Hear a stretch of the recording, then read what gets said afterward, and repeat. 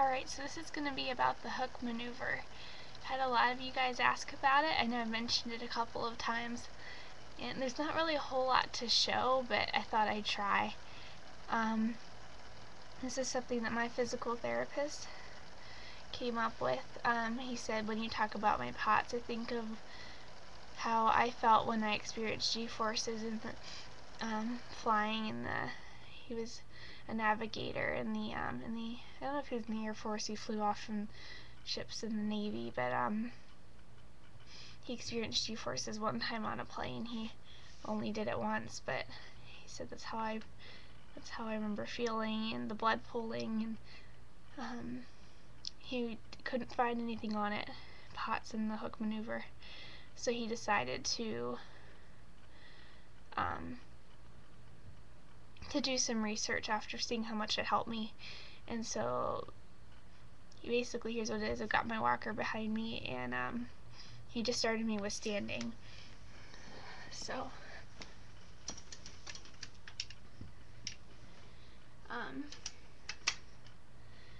we got too fast. So what you do is you're squeezing your legs and your butt and your abs all at the same time for about 5 seconds on, then 5 seconds off. And put lots of weight in your hands. If you do use a walker or you're leaning on something, it helps you. I can't do it near so well when I'm not using my walker, so I'm going to do it again. I'm going to hook. Kind of take a deep breath. And just take some slow deep breaths for the whole time I'm hooking. And then relax and just keep breathing. I already feel better. Like, I stood up a little quickly and I got kind of dizzy. Normally it just gets worse. And then when I start hooking, I feel better, even if I did something stupid like that.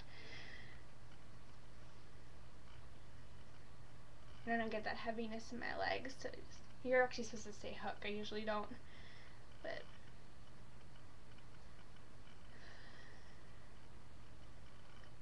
and then when you do it with walking, I'm just going to back up a little bit here.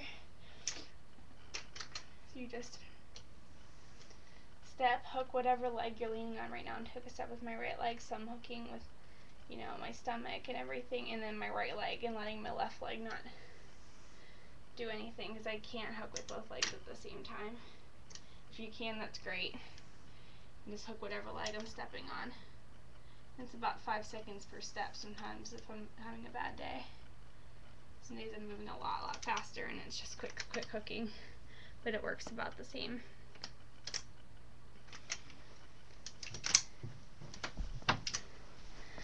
So that's the hook maneuver. He's still doing some research on it. We'll see what more he comes up with. Maybe that's it, maybe not. I'm excited, and if he comes up with anything big or new, I'll let you guys know. But I'm telling you, I thought he was kind of crazy. I mean, I could see like where it might help, but it's just like, I don't know. As soon as I did it once, he made me he said, let's just try it without it. Just try a stand without hooking. And we were like 3 minutes in, and I was like, can I please start hooking? I feel horrible. And he just got this big smile on his face. He's like, oh wow.